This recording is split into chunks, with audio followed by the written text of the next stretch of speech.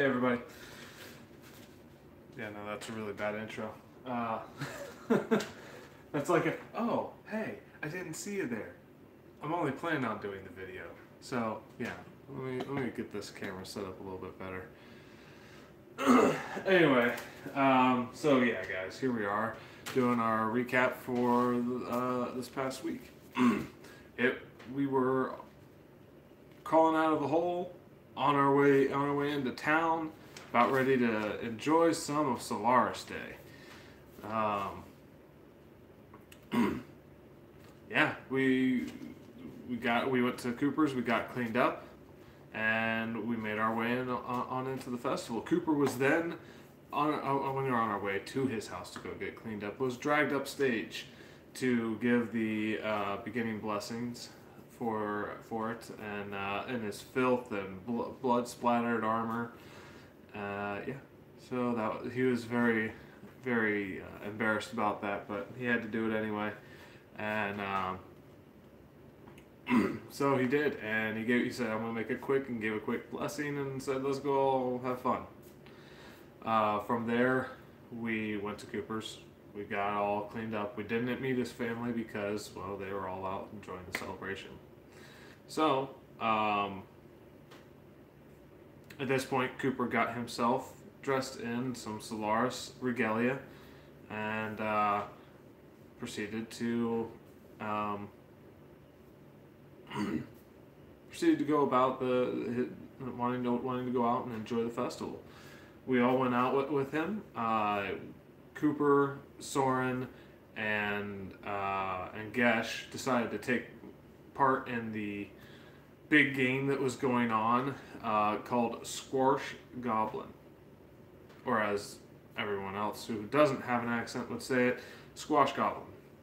And the game was fairly fun. You got to I had one person scout ahead. That was Soren's job. He went ahead, scouted the area, looking for these cardboard, but these boards with goblins painted on them that you would roll over with boulders.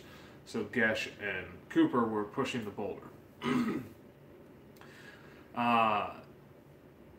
The rules were kind of more for, hey, if everyone's participating, this is great. But so it kind of took up quite a bit of the night, which unfortunately a lot of the other players weren't doing it. So they were just making bets on us and stuff like that, whether we succeed. We got through about a little over halfway through it because there are 25 targets to hit. When the rest of us that were in it were like, okay, let's let some of the other guys get in on some of the festival games and stuff like that. So let's just do a couple more rolls to say yes, this is who wins. Our group ended up winning it. We don't know what the rewards are for that just yet. And meanwhile, while that was happening, we had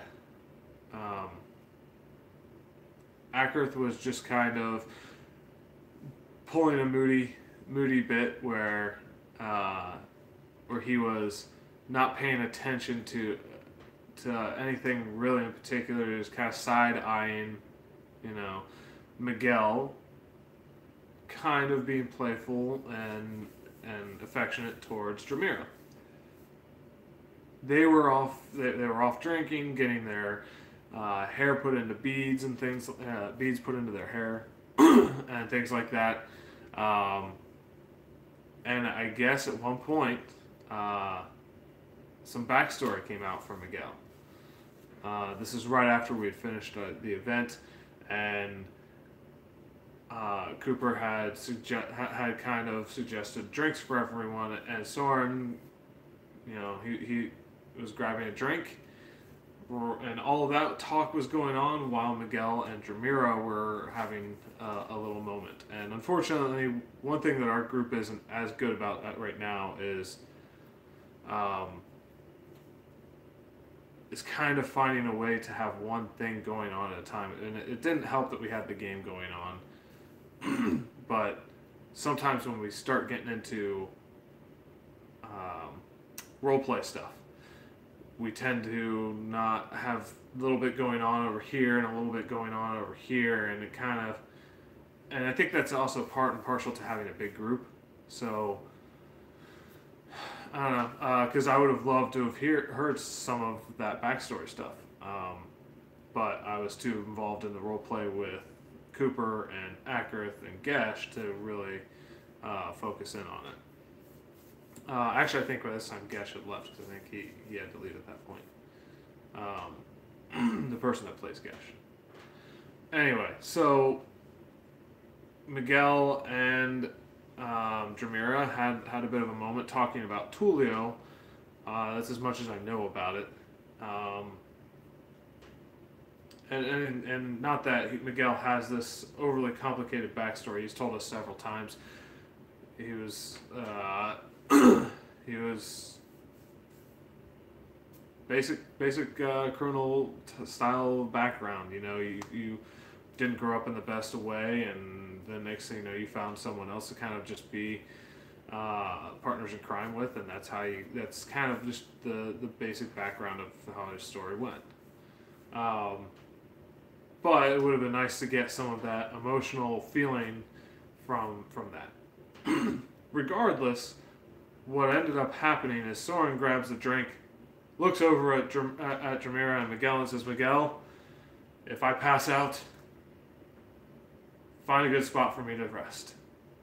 And does this drink, and it was a shot of moonshine inside of the Proud Barrel Ale, and he did not completely get drunk and pass out after that. He did well on the Constitution check.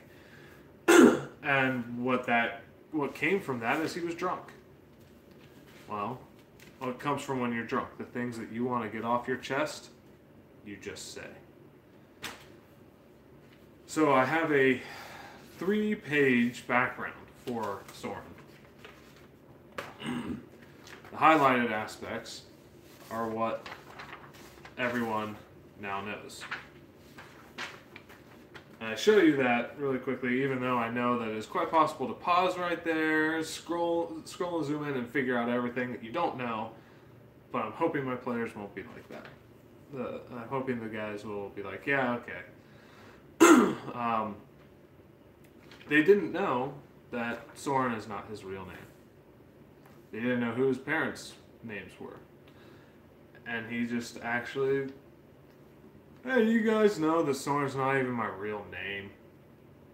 What? And so he spilled it. He told everyone that his name is actually Salvador Orion Escante the second, sorry.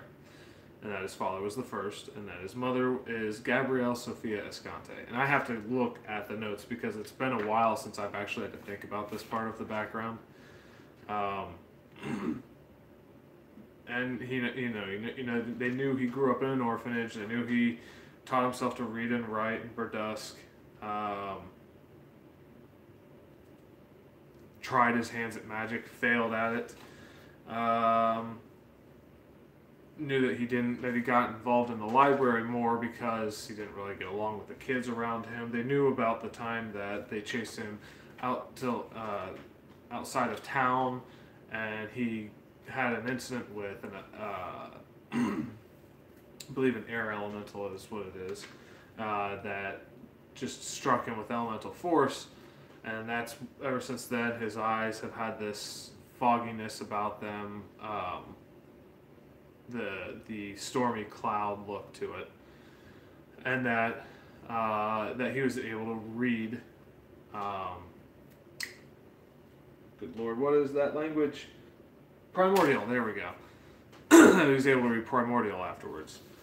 And he went through a little bit of a short of his story before finally someone mentioned, oh, hey, Miguel offered him a shot of the really, really, really potent stuff from the Small Monkey Village, from the Hadozi village. Soren being drunk, of course, is just going to take it. Gets super drunk at this point, can't even really focus on what he's doing a whole lot, and then people are saying, hey, do you want me to make him feel better, by giving lesser restoration, and everyone's just like, no, let him out. Besides, he can do that to himself. You know, Soren hearing that goes, oh yeah. 5 hit points, which will cure any poisoned condition. Realizes what he's done and kind of clams up the rest of the time. So we have some bit more talking and things like that, but like I said, it was that there wasn't a whole lot else after that went on. I think we had planned. I can't remember what we planned to do next, but it was more of the festival stuff. Oh, it was the axe throwing into the barrels, and whoever wins that gets a dwarven axe thrower. I think that's what it is. But you have to be a dwarven to attune to it. So, hey, Cooper, let's win this for you, or sell it for some coin. Either way. So that's kind of where we're at, guys. Trying to keep this closer to 10 minutes, although we're already at 11. So that's all I got for you guys. We'll see you on. I'll see my players on Wednesday, and I'll see the rest of you guys when I make the next video. Peace.